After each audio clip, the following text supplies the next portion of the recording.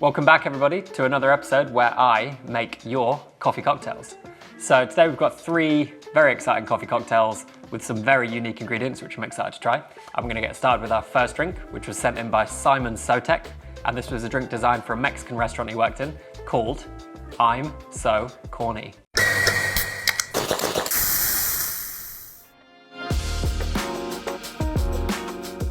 So when I put out the call on Instagram and this drink came in from Simon, I was definitely going to try this drink. It's a really fascinating set of ingredients, considering it's designed for a Mexican restaurant. An espresso martini combined with the flavors of kind of nachos and tortilla, to me sounds really interesting. So it's a really simple drink. We've got espresso, we've got a corn vodka, which is Crystal Head, and then we've got this, which Simon calls Nacho syrup.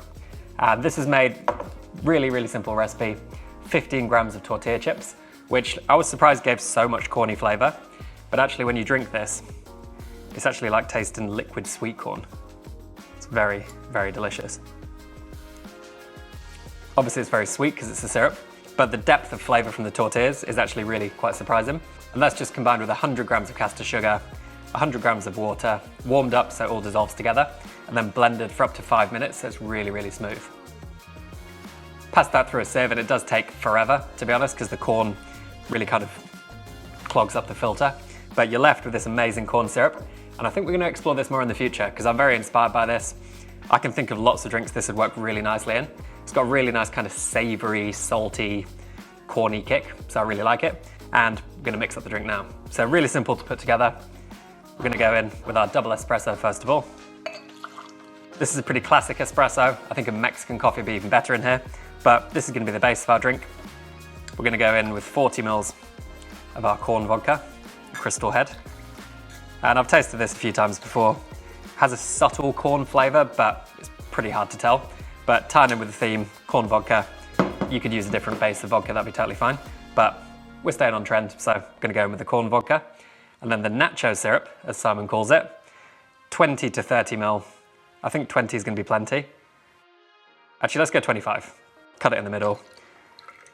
And then this drink gets shaken up just like you would an espresso martini. So you want to give this a really good hard shake with plenty of ice. I'm going to fine strain this into our chilled Nick and Nora glass. It's definitely got the espresso martini texture. Light, airy and moussey, just like we want. I think there's only one thing in the world we can garnish with, which is going to be an unbroken tortilla. Got to balance this, don't want this dropping in the drink. Ooh. And there we have I'm So Corny by Simon Sotek. So thanks to Simon for sending this in. Looks very interesting.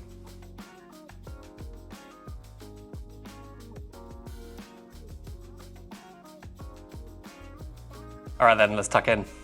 Cheers. That is big, big corn flavor. Perhaps a little bit sweet, perhaps a little bit too corny. I think maybe 20 ml would have been perfect. It's a very interesting flavor experience. I think if you're in a Mexican restaurant eating nachos, whatever dishes you're eating, having that is actually a pretty good option. It's definitely got the saltiness from the nachos or the tortillas. Loads of espresso. What a drink, super interesting. Not sure how I feel about a tortilla dipped in an espresso martini. Let's find out.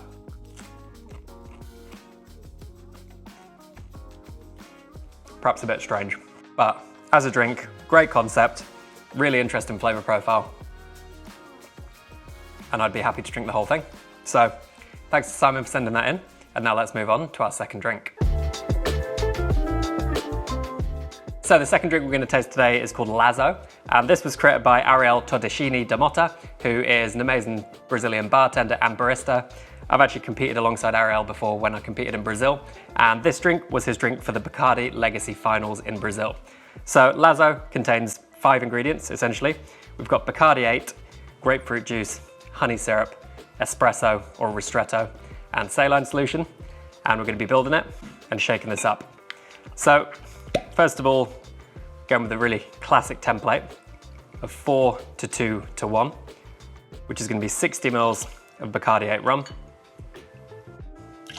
30 mils of freshly squeezed grapefruit juice for the acidity in the drink, and then 15 mils of an equal part honey syrup. And there's a lot of character going on here. This almost reminds me of a brown derby cocktail, which a lot of people don't love. But I think with the coffee in here, with the saline, we're almost getting like a kind of Paloma vibe as well. So I'm really excited to try this. Next up, we're going in with a tight ristretto of a Brazilian coffee. And then finally, 3 drops of saline solution for that very subtle, salty character. This gets a hard shake over ice. Fine strained into a chilled Nick and Nora glass.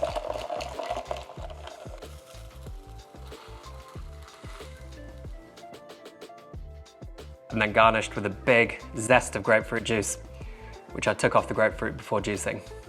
You leave that zest on top of the drink, and there we have Ariel's drink, Lazo. Looks delicious.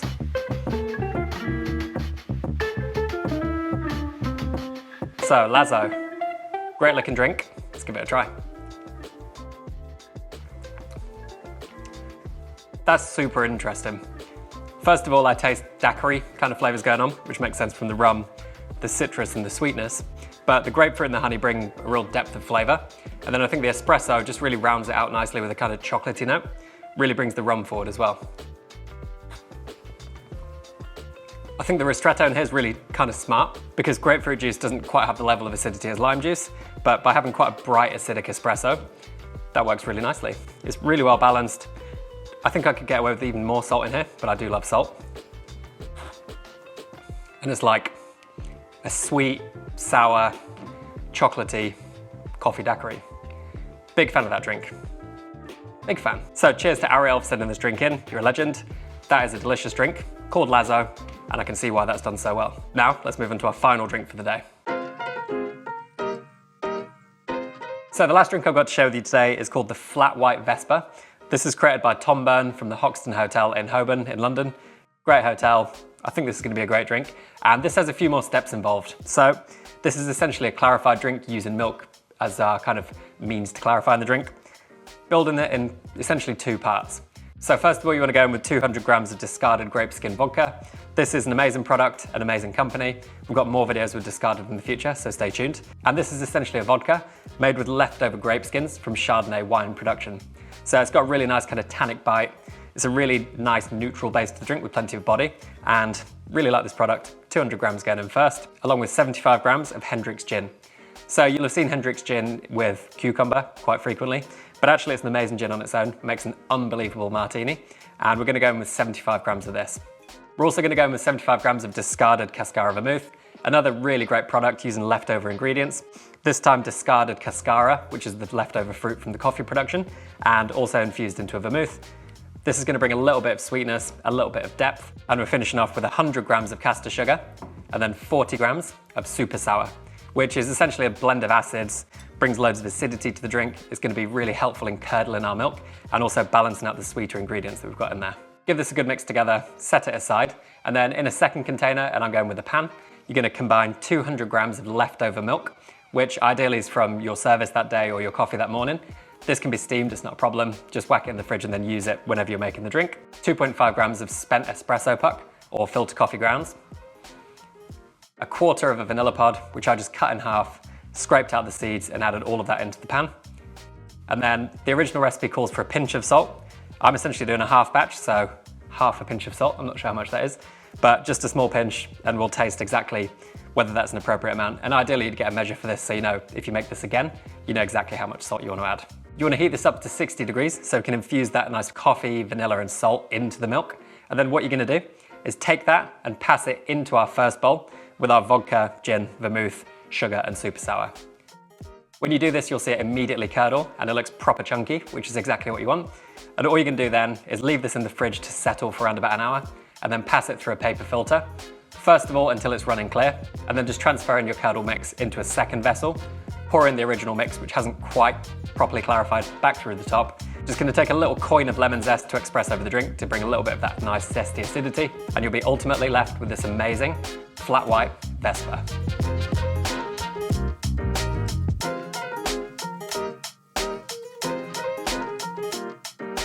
So the flat white Vesper. I'm very excited to try this. I love this kind of drink. Clarified, a little bit of coffee, very, very cold. Let's try.